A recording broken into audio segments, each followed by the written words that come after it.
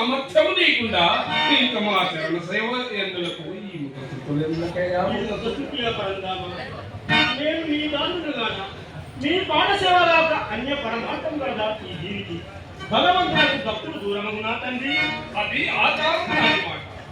ఆంజనేయ ఆమడము దూరమైనను అంతఃకరణ దూరమని తలంపలేదు.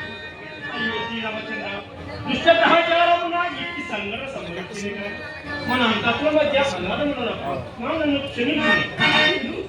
నిన్ను క్షమింపగల శక్తి కూడా నా ఆంజనేయ. అది ఏనాడు పురాణమో గాని